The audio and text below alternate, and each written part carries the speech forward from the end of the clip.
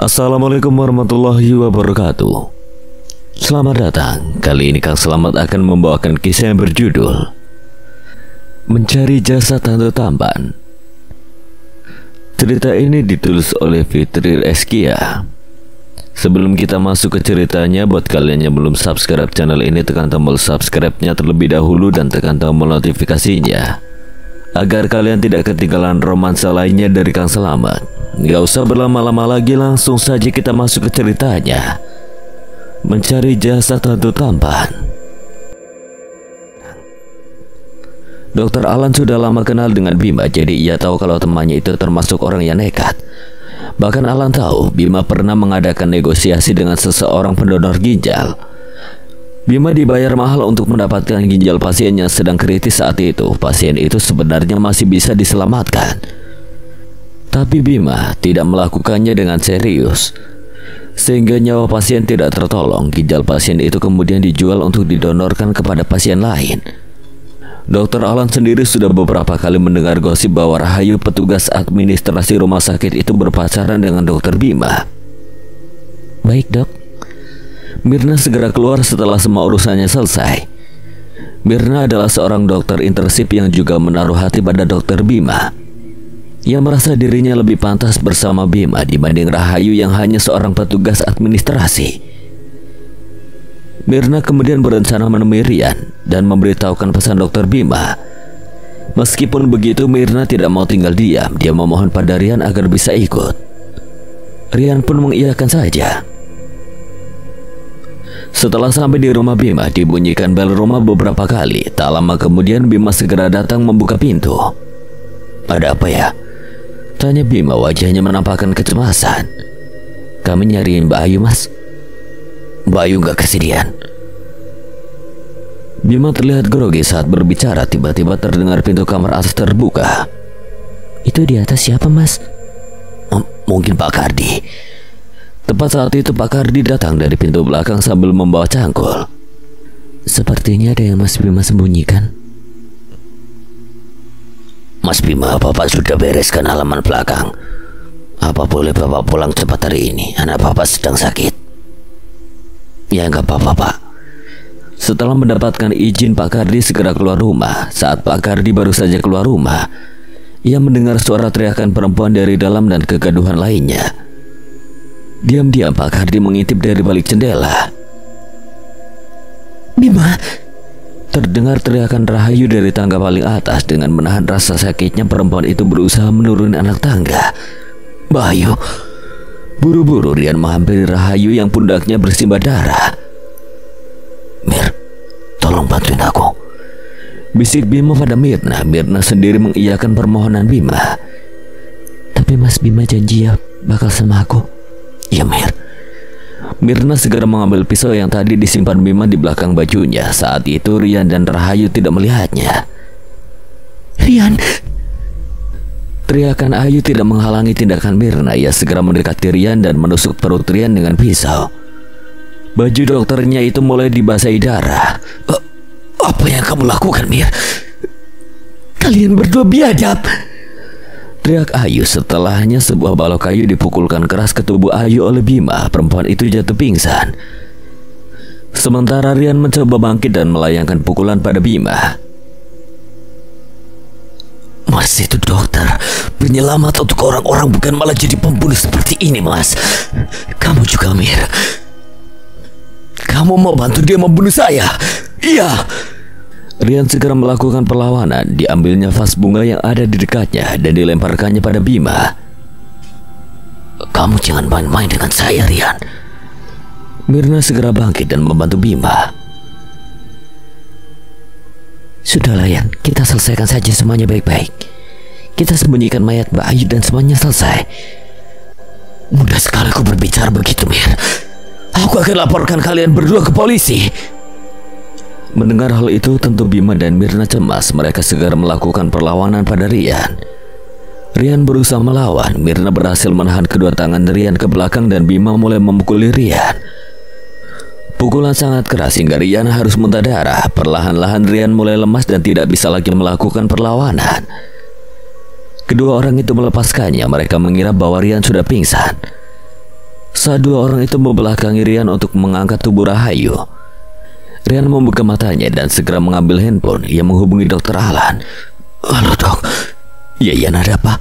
Gimana dengan Rahayu? Tolong saya dok. Dokter Bima mau membunuh saya dan Mbak Ayu. Siapa yang kamu telepon? Tanya Mirna yang menyadari Rian baru saja menutup teleponnya. Aku menelpon polisi. Halo Rian. Telepon dari Rian tiba-tiba ditutup. Dokter Alan sendiri baru saja keluar dari ruang pasien setelah ia melakukan pemeriksaan. Bima sudah keterlaluan. Dokter Alan kesal. Ia segera bergegas pergi ke rumah Bima yang memang tidak terlalu jauh dari rumah sakit. Sambil mengemudikan mobilnya, dilihatnya jam tangan sudah menunjukkan pukul 7:30. Tak lupa ia juga menghubungi polisi. Bagaimana ini mas? Mirna panik. Kini di hadapannya ada mayat Rahayu dan Rian yang masih hidup tetapi dalam kondisi kritis. Pak Kardi. Bima menyadari kalau tukang kebunnya ternyata masih ada di luar rumah dan sedang mengintip dari luar jendela. Pak Kardi terlihat terkejut tapi ia tidak berusaha lari. Bima segera menyuruh Pak Kardi masuk. Kami minta tolong bantuan Bapak. Aku punya rumah yang memang jarang ditinggali. Taruh di sana saja Rahayu. Mereka menyepakati usulan nekat itu. Bima dan Pak Kardi kemudian mengangkat mayat Rahayu untuk dibawa ke dalam mobil Mirna. Memang saat hendak ke rumah Bima tadi, Mirna menyuruh Rian membawa mobilnya saja. Rian sendiri hanya punya motor. Setelah jasad Rahayu sudah dimasukkan ke dalam mobil, tiba-tiba terdengar suara mobil polisi dari kejauhan. Lokasi rumah Bima memang sepi juga karena takut Bima segera menyalakan mobil dan meninggalkan rumahnya bersama Mirna dan Pak Kardi. Rian yang masih dalam keadaan kritis masih berada di dalam rumah Bima. Salah satu mobil polisi terus mengejar mobil milik Bima. Jalan yang sepi dan dikelilingi pohon membuat jalan begitu mencekam. Ketika berada di pembelokan saat itu, jarak mobil Bima dan mobil polisi lumayan jauh. Mirna memberanikan diri membuka pintu dan melompat keluar dari mobil. Tubuh perempuan itu menggelinding dan jatuh ke dalam semak-semak. Sial! Guntur dan Alvin akhirnya tiba di depan rumah Mirna. Mereka segera mendatangi rumah itu. Saat melihat pintu rumah itu terbuka, kedua cowok itu langsung masuk dan mencari Aca. Aca, gue tahu lo ada di sini, Ca. Guntur mendatangi semua ruangan, begitupun dengan Alvin. Gak ada, Tur. Mereka akhirnya mencoba mencari ke sekeliling rumah, tapi hasilnya sama. Aca tidak ada, begitupun dengan Mirna. Gue yakin pasti udah terjadi sesuatu tadi di rumah ini. Sementara itu Mirna bersembunyi di balik pohon besar yang ada tidak jauh dari rumahnya. Ia menunggu sampai kedua cowok itu pergi. Mirna sendiri kehilangan Aca. Ia tidak tahu kemana hilangnya gadis itu. Meski begitu, ia yakin Aca masih berada di sekitar sini, tapi ia tidak bisa mencari lagi karena kehadiran dua cowok itu. Handphonenya gak aktif. Alvin tampak sangat cemas. Kali ini ia merasa sangat bersalah pada Aca. Kita lapor polisi aja gimana? Jangan, Tur. Dia belum hilang 24 jam dan kita gak punya bukti. Terus sekarang kita kemana nyari Aca? Kemana? Kita pulang aja. Gue juga bakal minta bantuan teman-teman gue.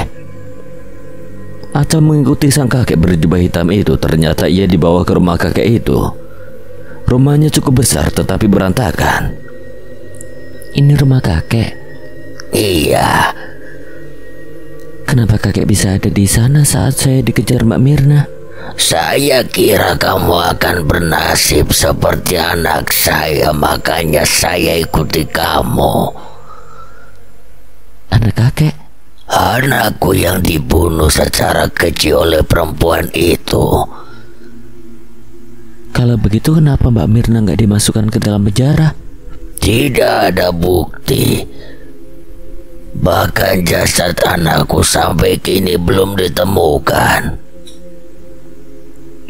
Anak kakek perempuan apa laki-laki? Siapa itu, Pak? Reni ya? Reni pulang. Tiba-tiba seorang perempuan parubaya datang dengan penampilan berantakan.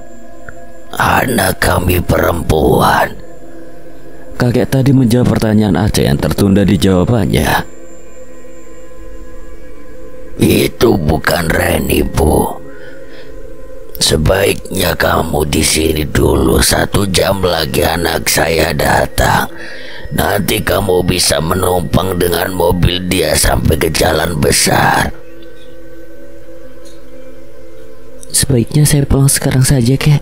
Kamu pikir Mirna tidak akan mencarimu sekarang? Aca terdiam. Ternyata kakek ini tidak seperti penilaiannya awal. Sebelumnya Aca mengira kalau kakek itu adalah orang aneh atau semacamnya. Foto ini, Aca melihat foto keluarga yang ada di atas lemari televisi. Itu adalah perempuan yang tadi dilihat Aca merayap di langit-langit rumah Mirna. Itulah anak kami. Sudah berapa lama dia meninggal, kek? 3 tahun yang lalu. Mirna segera masuk ke dalam rumahnya setelah Guntur dan Alvin pergi. Ia buru-buru memasukkan barang-barangnya ke dalam koper. Kalau kalian berniat memasukkan saya ke dalam penjara, maka kalian juga harus ikut di penjara. Sebelum pergi, Mirna segera mengambil sebuah jimat di dalam lemari. Itu adalah jimat pemberian kakeknya agar tidak bisa diganggu iblis. Halo, Cak.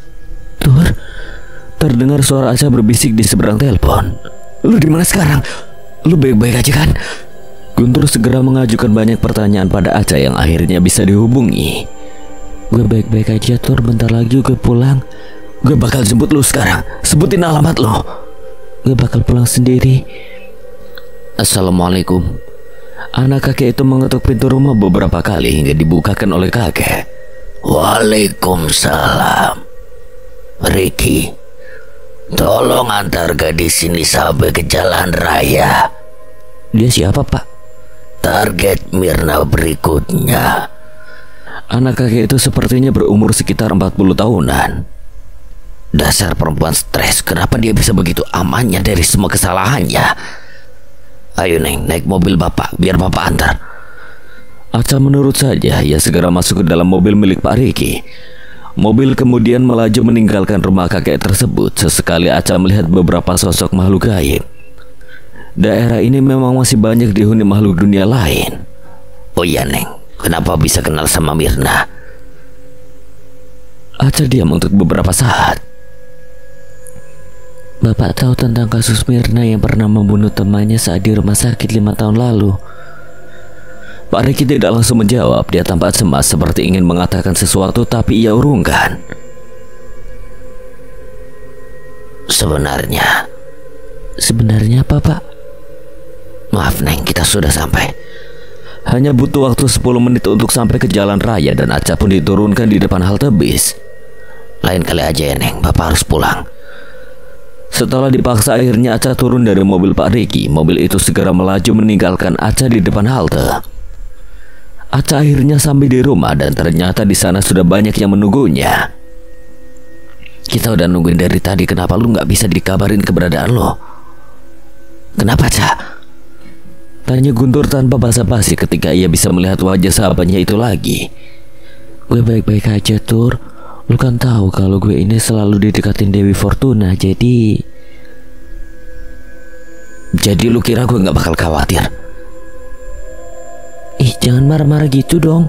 Gue ini baru pulang loh. Aca berusaha agar Guntur berhenti bertanya terus. Kenapa semuanya pakai baju serba hitam? Kita semua baru pulang dari pemakamannya Bima. Apa? Abang gue ditemukan tewas akibat jatuh dari atap rumah sakit. Aca tak bisa berkata-kata lagi. Kepalanya terasa pusing. Kini Aca berada di dalam kamarnya. Jam dinding menunjukkan pukul 9 pagi. Lu gak berangkat kuliah hari ini? Tanya Dokter Rian pada Aca yang dari tadi sibuk dengan catatannya. Dokter, kemarin kenapa gak ikut Aca saat Aca di rumah kakek berjubah itu? Itu gue cuma bisa berdiri di depan rumahnya dan gak bisa masuk. Menurut gue tempat itu punya petunjuk tentang kematian gue, makanya gue gak bisa masuk. Hah? Bukannya pasti bisa masuk ya? Gak segampang itu, Cak. Orang gentayangan kayak gue emang gak mudah buat mengetahui sebab kematian gue. Dokter yakin kalau Dokter Memo udah meninggal? Kenapa nanya itu, Cak? Itu kan dokter aja bingung jawabnya. Mungkin aja sebenarnya dokter masih hidup, tapi Aca cuma menerka-nerka aja sih. Yang terpenting sekarang cara menangkap Mirna, Ca. Kenapa Mbak Mirna nggak merasa ketakutan ya, padahal di rumahnya banyak makhluk lain?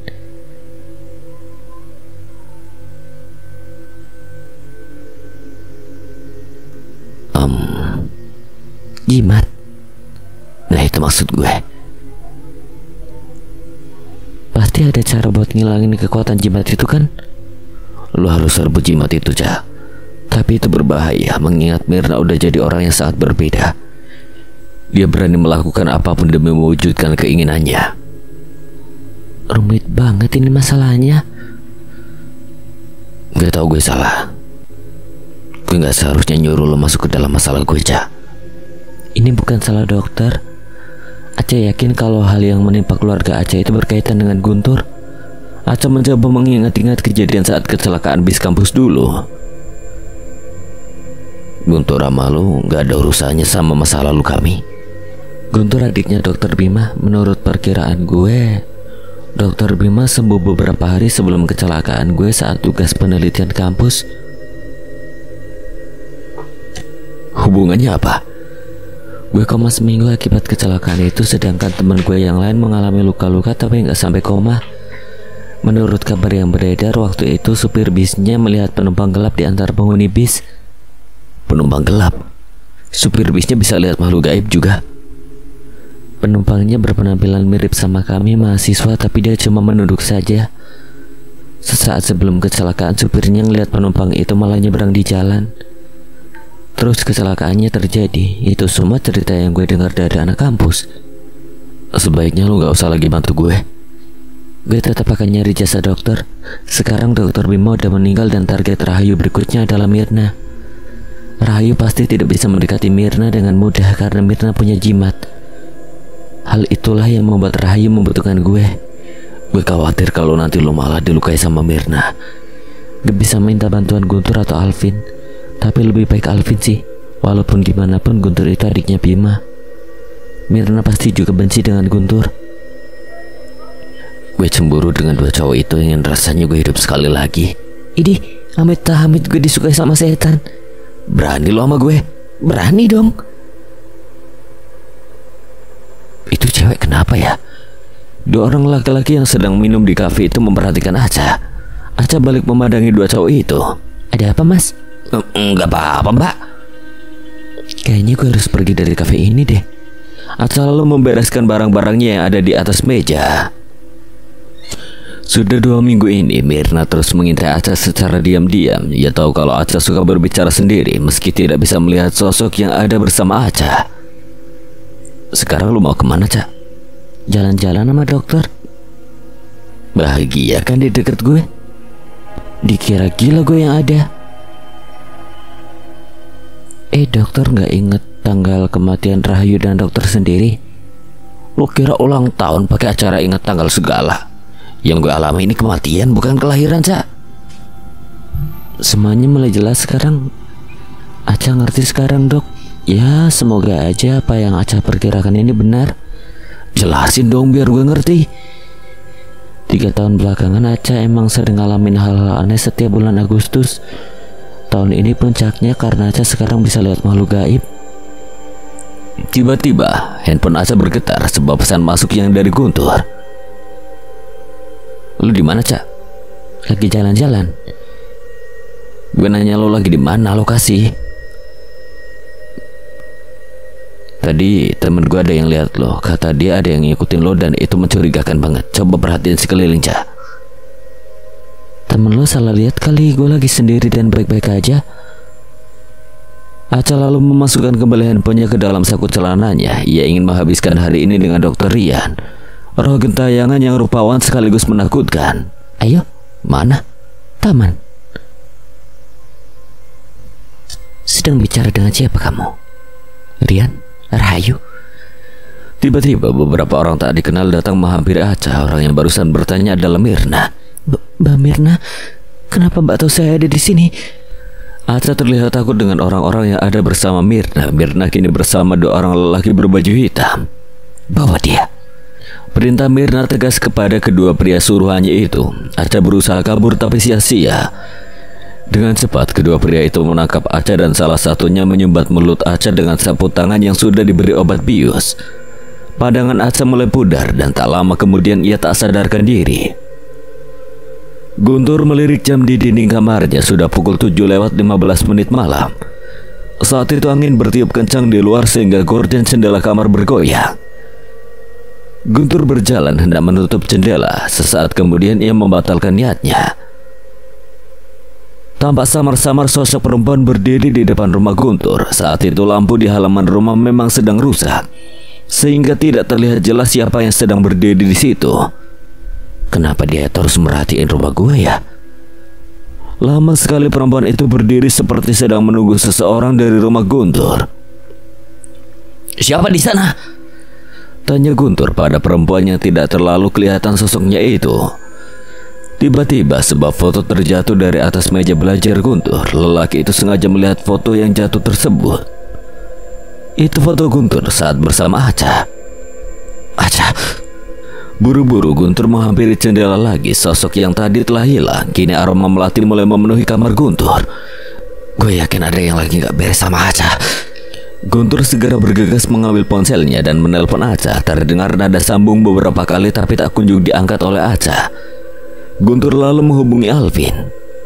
"Alvin, iya Tur, ada apa? Ada Aca di dekat lo sekarang?" "Gak ada. Dari kemarin gue udah gak ngehubungin dia. Gue merasa ada yang gak beres sama Aca. Gue udah coba telepon tapi gak diangkat. Kabari gue kalau lo tahu keberadaan Aca." Kini aroma melati berganti aroma darah tercium oleh Guntur di sekitarnya. Selamatkan Aca." Terdengar seperti seseorang sedang berbisik pelan di samping Guntur. Tanpa pikir panjang lagi, Guntur segera bersiap keluar untuk mengambil motornya. "Ma, Guntur pamit bentar ya." "Loh, bukannya tadi kamu bilang capek dan mau istirahat?" "Nanti aja Guntur istirahatnya, mah." "Ya udah, hati-hati di jalan ya." "Ya mah, Guntur pergi dulu ya. Assalamualaikum." Aca kini sudah sadarkan diri. Dilihatnya sekelilingnya. Ia berada di halaman belakang sebuah rumah. "Dia udah bangun, bos," ujar seorang pria pada perempuan yang kini sibuk memeriksa sebuah tanah yang telah digali di depannya. Dia Mirna. Putri tidur sudah bangun rupanya. Aca berusaha berteriak tapi tidak bisa karena mulutnya ditutup dengan lakban. "Dokter Ian." Aca menyebut nama itu di dalam hati. Air matanya terus mengalir membasahi pipi Aca. "Aca." Terdengar suara Dokter Ian memanggil Aca. Aca memandang sekelilingnya. Tampak beberapa sosok makhluk gaib. Di antara mereka tidak ada Dokter Ian. Sesaat kemudian sosok Rahayu muncul beberapa meter di depan Aca. Aca teringat akan jimat yang ia bahas bersama Dokter Ian. Kini Aca yakin Mirna mempunyai sebuah jimat, sebab makhluk-makhluk gaib yang ada di sekitarnya tidak berani mendekati Mirna. Seperti sudah direncanakan sebelumnya, salah satu orang suruhan Mirna membuka lakban yang sedari tadi menutupi mulut Aca. "Ucapkan kalimat terakhirmu, Aca Putri Asa." "Kenapa Mbak bisa sejahat ini? Kenapa Mbak?" "Karena aku terlanjur menjadi pembunuh." Angin semakin kencang, tampaknya sebentar lagi akan turun hujan. Kini Guntur dan Alvin berdiri di depan rumah Mirna yang tampak gelap tanpa penerangan. "Lu yakin?" "Gue yakin. Sebelum gue nyuruh lu kesini, gue udah periksa jalannya juga. Sekitar 10 menit dari sini ada mobil yang ditinggal pemiliknya." "Hubungannya apa sama rumah ini?" "Gue udah tanya warga sekitar dan mereka gak kenal sama pemilik mobil itu." "Lu pikir dong, mana ada orang mau ninggalin mobilnya di tempat sepi gitu?" "Menurut warga yang gue tanyain, mobil itu ada di sana sehabis maghrib tadi. Bisa aja pemilik rumah ini udah pindah." "Sesuatu yang Aca cari selama ini ada di rumah ini. Pemiliknya pasti akan kembali ke rumah ini." Guntur dan Alvin mengetuk pintu beberapa kali. "Aca! Aca!" Guntur berusaha membuka pintu rumah yang terkunci dari dalam itu.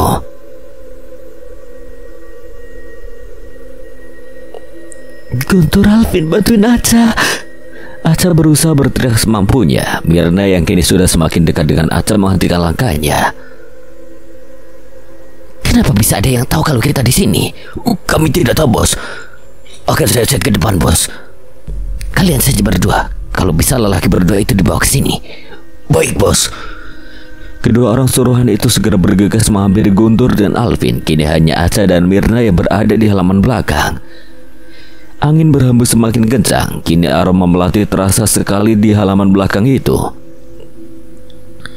Kalian gak akan bisa menyakiti aku. Kalian sudah mati, lihat ini. Mirna mengacungkan jimatnya tinggi-tinggi. Aca yang bisa melihat makhluk gaib melihat Rahayu menggenggam erat pisau berlumur darah itu.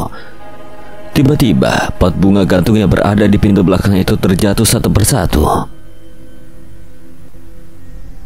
Mbak akan dapat balasan atas semua kejahatan yang Mbak lakukan.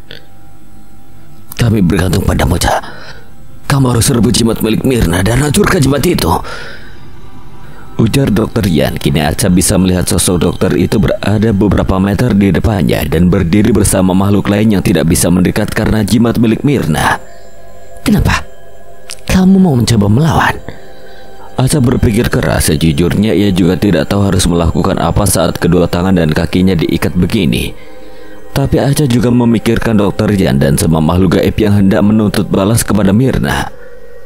Hanya manusia yang bisa mengambil jimat itu. Aca! Teriak Guntur. Sahabat Aca itu datang dengan tubuh lebam dan luka pukulan dari anak buah Mirna tadi. Dasar anak buah lemah. Percuma aku bayar mahal-mahal. Mirna terlihat mengumpat begitu mengetahui Guntur berhasil tiba di halaman belakang tanpa anak buahnya. Mirna buru-buru mendekati Aca dan mengarahkan pisaunya ke leher Aca.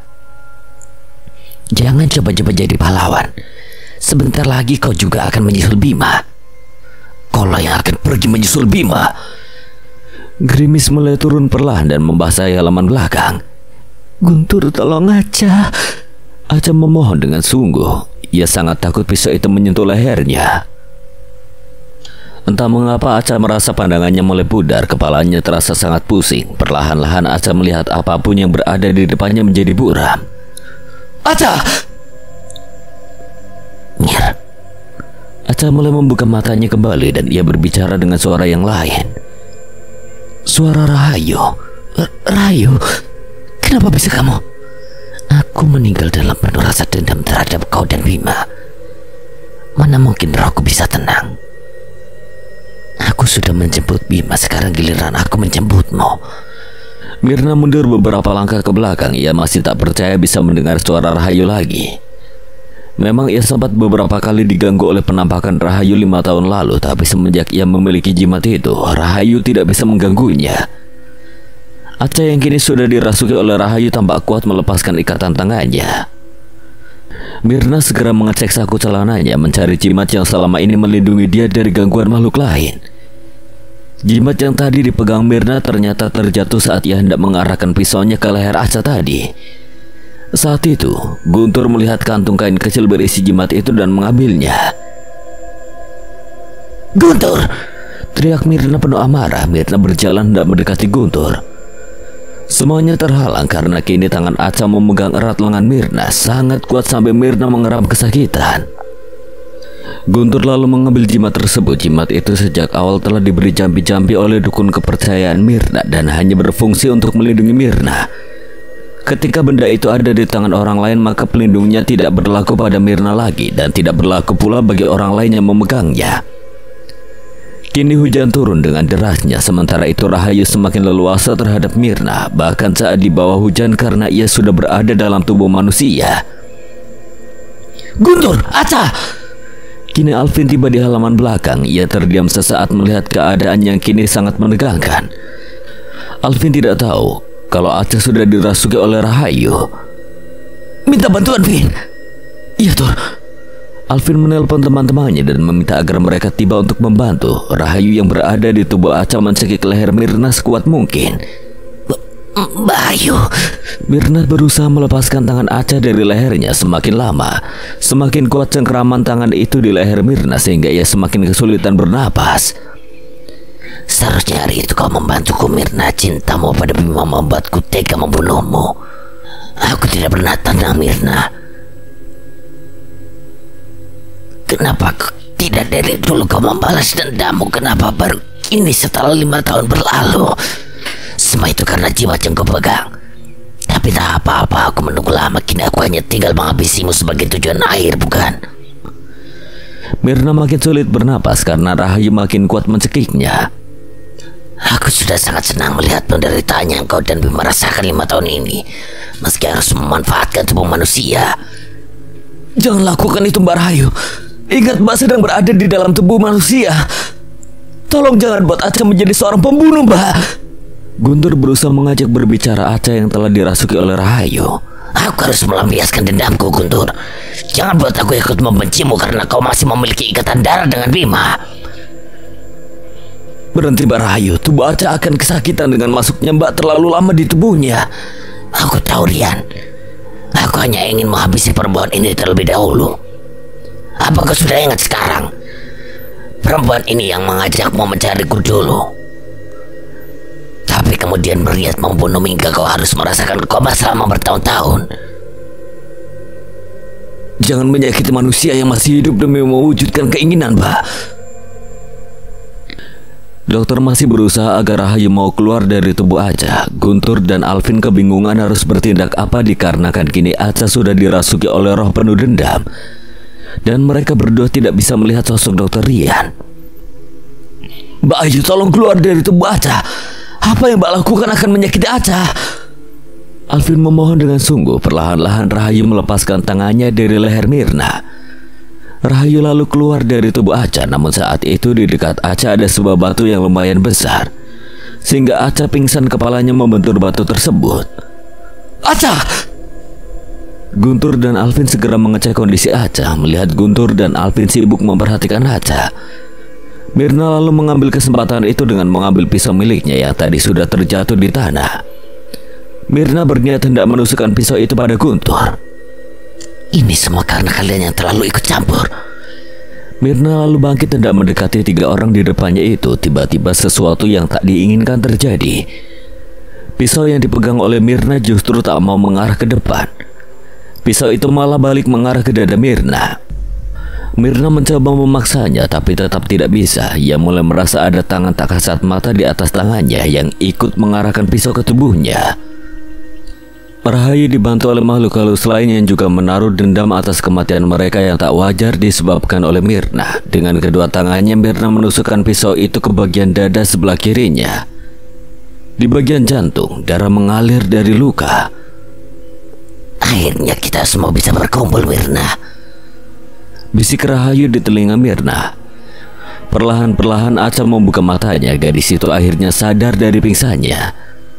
Selain itu, luka akibat benturan batu di kepalanya sudah diobati dan diperban. Mama, jangan nangis lagi. Aca udah sadar, Ma. Aca berusaha memberikan senyuman pada mamanya.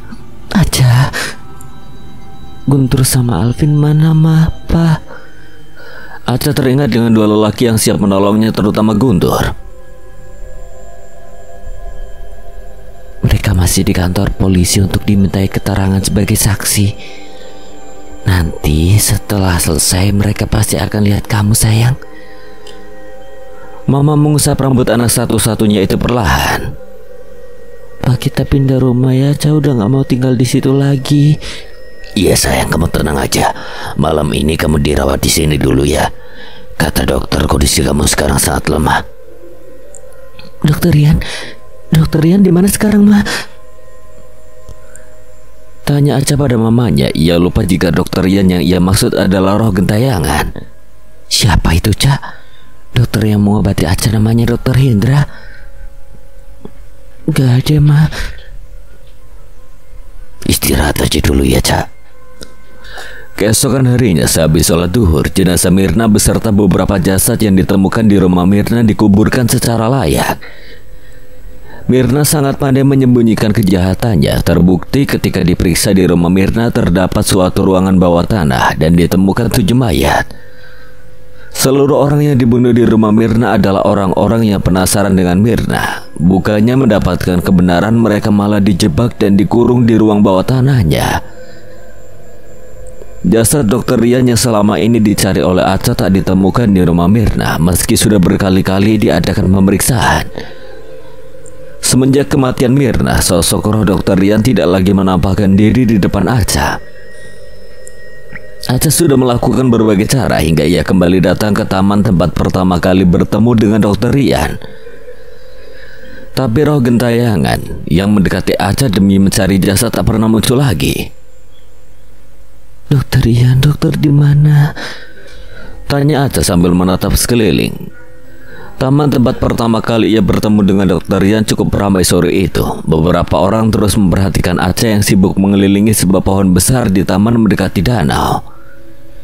Ini Dr. Rian yang gak mau nemuin Aca lagi, atau emang penglihatan Aca terhadap makhluk halus sudah hilang ya?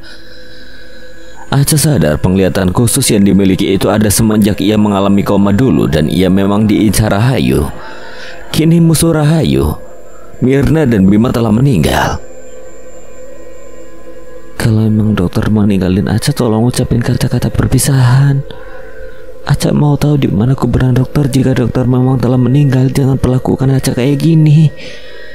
Terkadang Aca lupa kalau dia sudah terlalu dekat dengan sosok roh halus itu. Aca merasa setiap ia bangun tidur di pagi hari, sedikit demi sedikit kenangannya bersama roh Dr. Rian memudar dalam ingatannya. Aca mulai panik. Hari ini Aca datang bersama Guntur dan Alvin ke rumah kakek berjubah di dekat rumah Mirna. Ngapain kita kesini, Cak? Tanya Guntur sambil memperhatikan rumah di depannya. Gue mau ketemu sama kakek berjubah, mau nanyain apa anaknya udah ditemukan. Maksud lu? Kakek berjubah itu pernah bilang anak perempuannya hilang dan mungkin disembunyikan sama Mirna. Udah deh, kita cek aja ke rumahnya. Aca, Alvin, dan Guntur pun mencoba mengetuk pintu rumah beberapa kali, tapi tak kunjung ada jawaban. Kayaknya seluruh penghuni rumah ini pergi deh. Sebenarnya gue punya tujuan khusus datang ke rumah kakek berjubah ini. Apa tujuan lu, Cak? Jangan bikin gue khawatir dong, gak ada yang aneh-aneh kan? Enggak, Tur, gue tadi malam dimimpiin kakek berjubah dan sosok pria yang wajahnya samar meminta tolong pada gue. Di mimpi gue, pria itu meminta tolong agar gue tetap ingat. Kalau cerita yang jelas dong, Cak. Tetap ingat sama apa? Gue belum selesai lo ngomongnya. Di mimpi gue itu, sosok itu cuma nyuruh gue ingat sesuatu, tapi gue juga gak tahu maksud ingatan yang mana yang perlu gue ingat. Yang bikin heran kenapa sosok itu menggenggam tangan kakek berjubah. Makanya baca doa kalau mau tidur, Cak. Ih, gini amat nasib gue punya teman kayak lu, Tur. Kadang udah baca doa juga tetap aja mimpi kan? Iya deh, iya. Kita tunggu aja dulu. Setelah lebih dari 4 jam penghuni rumah yang ditunggu-tunggu tak kunjung pulang, Aca, Alvin, dan Guntur berniat hendak pulang. Kita pulang aja deh. Tuh lihat, lampu rumahnya aja mati dan di sini udah banyak nyamuk. Mending dari tadi lu nggak usah ikut, Vin. Emangnya Aca ngelarang? Kan enggak. Kalian udah deh, jangan ribut, pulang yuk. Mereka bertiga berjalan menuju mobil Alvin. Tepat saat mereka hendak membuka pintu mobil, terdengar suara langkah kaki pejalan kaki dari belakang mereka. Menunggu lama ya? Aca, Alvin, dan Guntur memperhatikan sumber suara. Itu kakek berjumpa. Kali ini pria tua itu berpakaian rapi seperti habis pergi ke acara penting. Kakek kemudian mengajak Aca, Guntur, dan Alvin untuk masuk ke dalam rumahnya. Setelah istri sang kakek menjamu hidangan untuk tamu, kakek berjubah mulai bercerita. Ia membeberkan sebuah rahasia yang ia sembunyikan selama ini. Dr. Rian masih hidup? Tanya Aca tak percaya setelah mendengar cerita dari kakek. 24 Agustus 2014, pada hari kejadian Bima membunuh Rahayu. Tepat pada malam ketika tragedi kematian Rahayu terjadi, Dr. Rian berada dalam kondisi kritis. Luka tusukan akibat pisau di perut terus mengeluarkan darah. Bima, Mirna, dan Pak Kardi ketika itu sedang membersihkan darah yang mengenai lantai. Tubuh Rahayu yang telah menjadi mayat terbaring dan matanya tampak masih terbuka, sementara Rian berada tak jauh dari jasad Rahayu mengeram kesakitan. Teman Mas yang ini gimana? Pak Kardi menuju ke arah Rian yang semakin melemah. Bima mendekat ke arah Rian dengan pisau di tangan kanannya. Maafkan aku, Rian. Tepat saat Bima bersiap hendak menusuk dada Rian dengan pisau, terdengar sirene dari mobil polisi. Suaranya terdengar semakin besar mendekat ke arah rumah Bima. Sial! Bima dan Pak Kardi panik. Keduanya segera keluar rumah menuju mobil. Tanpa sepengetahuan Bima, Pak Kardi dan Mirna rupanya dari tadi ada seseorang yang telah melihat seluruh kejadian pembunuhan itu. Orang itu pula yang menelpon polisi untuk datang ke rumah Bima. Pria yang bersembunyi di luar rumah itu masuk dan segera membawa Rian yang dalam kondisi kritis keluar rumah secara diam-diam lewat pintu belakang. Pria itu adalah Dr. Fahri, teman sekaligus sahabat Bima. Tapi hubungan mereka saat itu sudah tak baik. Fahri tidak ingin melihat Bima membunuh Rian juga. Ia tak ingin ada nyawa lagi berjatuhan akibat ulah Bima. Fahri sangat ingin mengungkap kejahatan Bima. Hari itu Fahri tak bisa datang ke rumah sakit karena ia masih sakit akibat kecelakaan motor di hari sebelumnya. Meski begitu, ia mengambil kesempatan liburnya untuk menyelidiki Dr. Bima. Fahri adalah orang pertama yang menyadari bahwa Bima adalah seorang psikopat. Hal itu ia ketahui saat mereka melakukan operasi bedah pada salah seorang pasien perempuan yang sudah lanjut usia dan menderita penyakit dalam. Meski operasi itu sulit, tapi sebenarnya mereka masih memiliki kesempatan untuk menyelamatkan pasien tersebut. Tapi Bima yang bertugas sebagai dokter bedahnya mengatakan bahwa nyawa sang nenek tak tertolong lagi.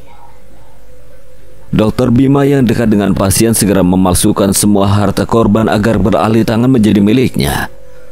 Hal yang sama terus dilakukan Bima, terutama jika pasien memiliki harta yang banyak tak memiliki keluarga yang siap menunggu kesembuhan sang pasien.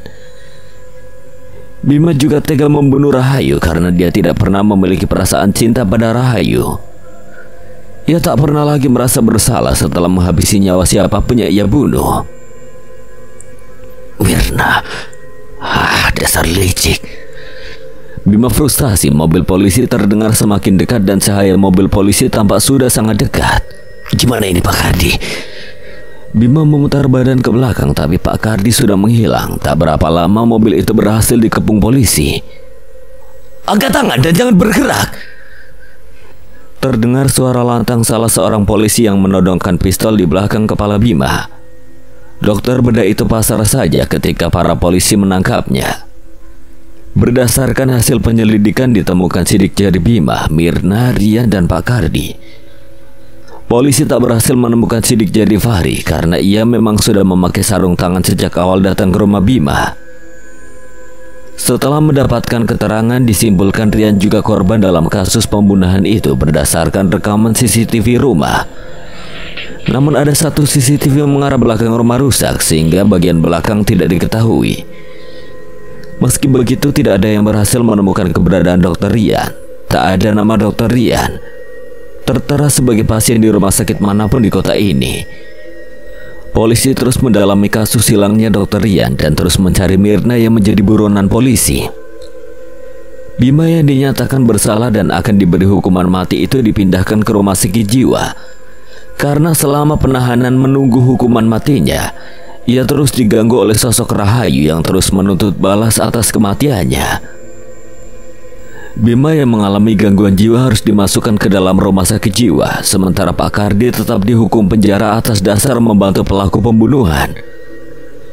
Dr. Fahri yang menyelamatkan Dr. Rian membawakan sesama dokternya itu ke sebuah rumah sakit milik keluarganya.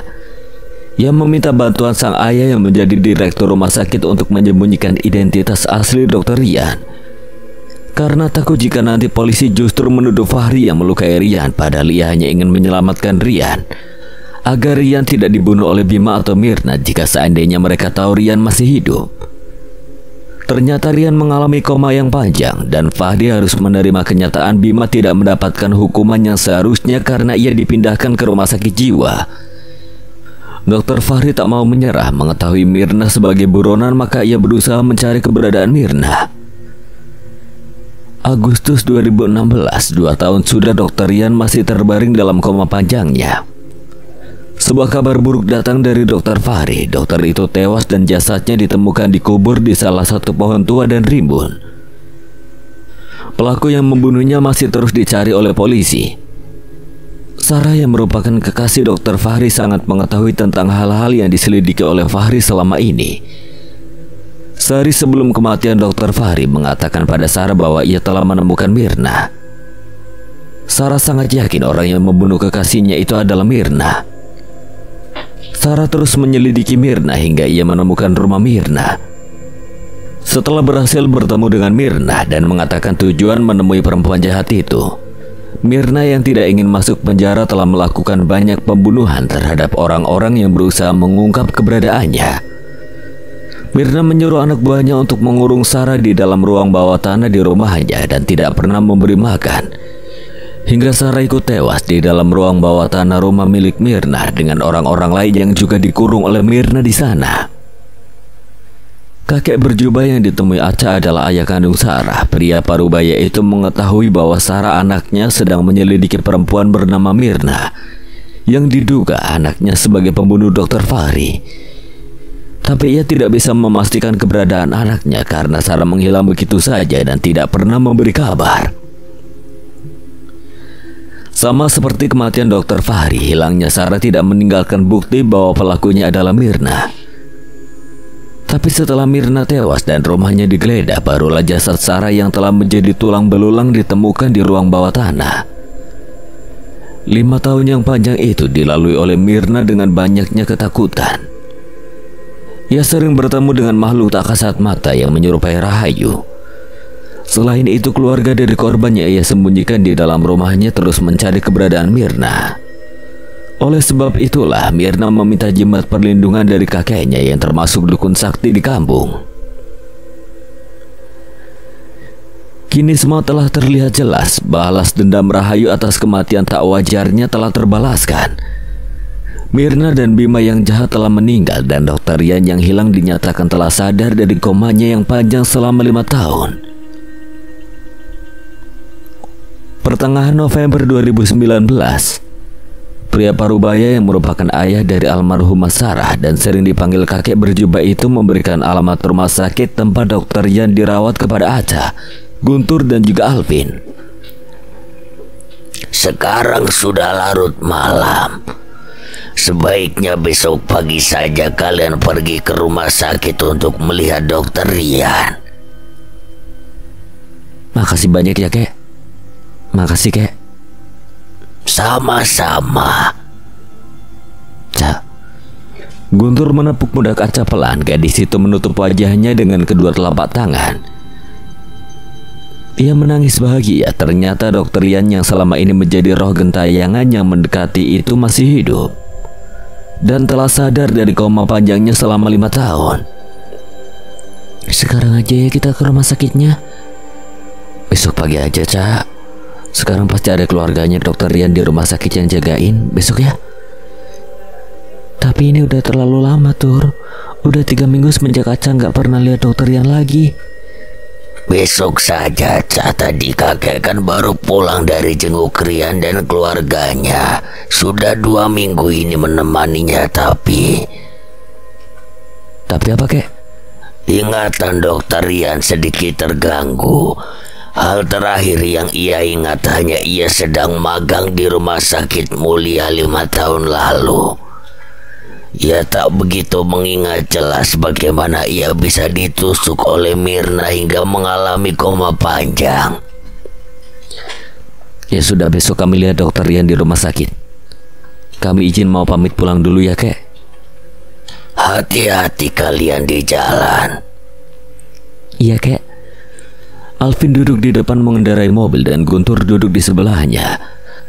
Sementara Aca duduk di belakang mobil Alvin terus melaju di jalan raya yang di sisi kanan dan kiri kini tampak gedung-gedung perhotelan, pusat perbelanjaan dan toko-toko kecil yang berjualan malam di pinggir jalan. Aman, Cak? Tanya Alvin yang menyadari Aca hanya diam saja duduk di bangku belakang sendirian. Sebenarnya Guntur mau menemani Aca duduk di belakang, tapi Aca sendiri yang menolak karena ia tidak ingin. Gue baik-baik aja. Aca sebenarnya terus memikirkan tentang Dr. Rian. Kini ia tahu arti dari mimpinya sebelum datang ke rumah kakek berjubah. Lelaki yang wajahnya samar dan menggenggam tangan kakek di mimpi itu adalah Dr. Rian. Aca memang menyadari ingatannya terhadap Dr. Rian perlahan memudar, terutama mengingat wajah pria itu. Aca kini sudah benar-benar lupa dengan wajah dokter tampan yang selalu Aca lihat tampak pucat itu. Meski Aca masih bisa mengingat suaranya, tapi Aca ragu kalau suara Dr. Rian dalam wujud manusia dan roh gentayangan berbeda. Lu fokus nyetir aja, Vin. Iya, Tur. Kalian berdua jangan berantem ya kalau lagi dalam mobil. Capek gue diperebutkan begini sama kalian. Siapa yang perebutin lu? Ih, jahat banget ya, gue mundur deh sama yang home. Aca, bisa duduk manis saja kan, Aca? Bisa dong, Guntur. Biasa aja nada bicara lu napa? Maaf, Tur. Kita berhenti buat makan dulu yuk, ajak Alvin. Tiba-tiba mobil berhenti.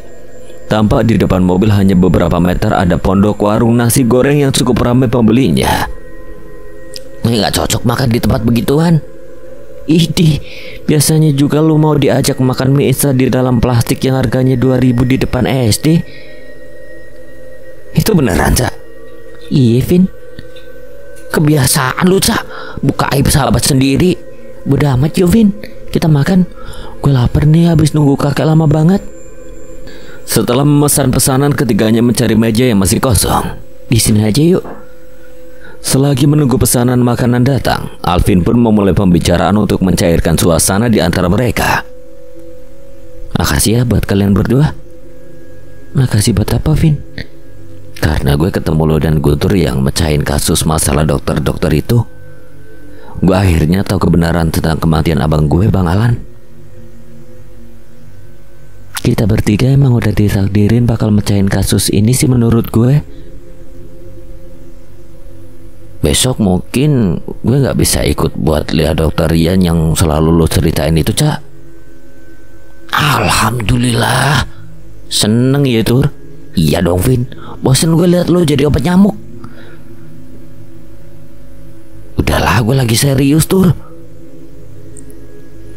Abaikan aja, Vin. Lanjut omongan lu tadi. Gue apa? Gue mau ada kegiatan di organisasi fakultas gue.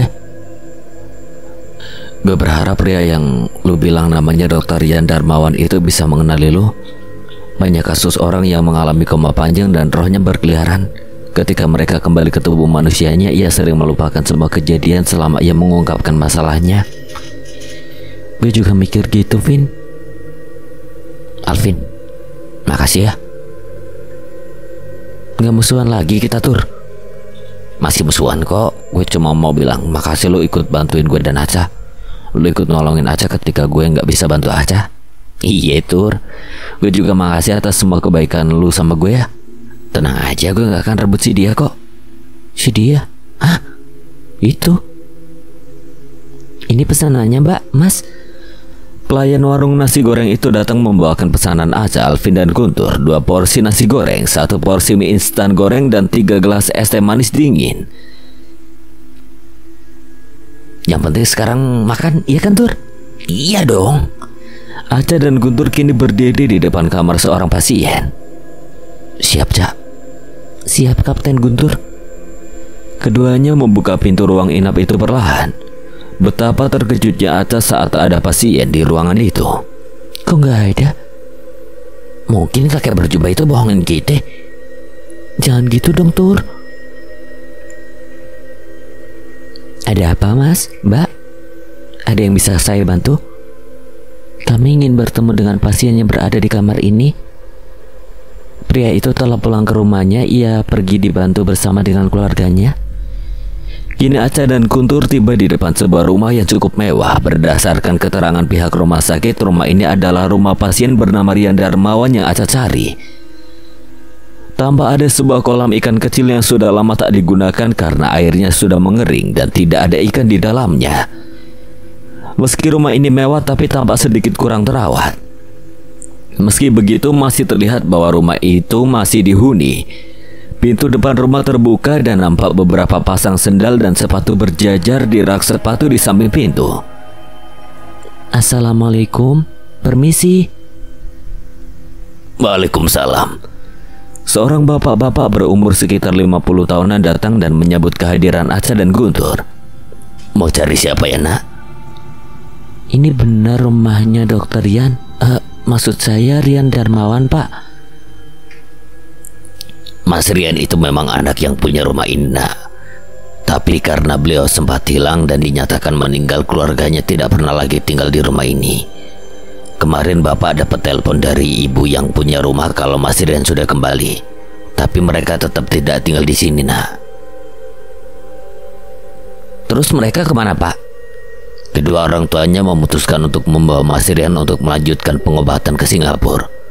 Setelah mengalami koma bertahun-tahun dan kini sadar, tubuh Mas Rian mengalami kelumpuhan. Tapi dokter bilang masih ada kesempatan untuk sembuh sehingga keluarganya memutuskan untuk membawa Mas Rian berobat ke Singapura. Bapak sendiri bekerja sebagai penjaga rumah ini saja, Nak. Kalau begitu terima kasih ya, Pak. Ya, Nak. Tubuh Aca terasa lemas, tanpa sadar air matanya mengalir begitu saja. Semua perjuangannya untuk Dokter Rian terasa sia-sia karena perpisahannya terasa sangat menyakitkan. Tanpa ada kata manis apalagi senyum perpisahan. Duduk dulu, Cak. Guntur menuntun Aca untuk duduk di sebuah kursi yang ada di teras rumah tersebut. Bapak pemilik rumah tadi sudah masuk kembali ke dalam rumah. Guntur. Ya, Cak, udah dong nangisnya. Lagian Dokter Rian kan. Gue suka sama Dokter Rian, Tur. Gue senang ternyata dia masih hidup. Tapi kenapa gue gak bisa ketemu walau sebentar dengan dia dalam wujud manusianya? Dokter Rian pasti balik ke Indonesia kalau dia udah sembuh. Kalau... Kenapa sih lu sebegitunya? Emang Dokter Rian yang selama ini lu kenal sebagai roh gentayangan itu bilang dia suka sama lu? Lu yakin dia masih ingat sama lu setelah dia kembali ke tubuhnya? Lu marah, Tur? Enggak. Guntur sebenarnya sangat cemburu melihat sahabatnya itu lebih menyukai lelaki lain. Terlebih lelaki yang Aca sukai hanya sosok roh yang menyadari keberadaan tubuhnya. Tak ada jaminan pasti jika dokter bernama Rian Darmawan itu akan mengingat Aca setelah kembali ke dalam tubuh manusianya. Anterin gue pulang, Tur. Pinta Aca meski ia kesal karena Guntur yang malah terkesan marah-marah pada dirinya sedang sedih. Tapi Aca bukanlah gadis yang mau pulang sendiri. Ia tetap meminta Guntur untuk mengantarkannya pulang. Cak, kita pulang sekarang, Guntur. Iya, Aca, iya.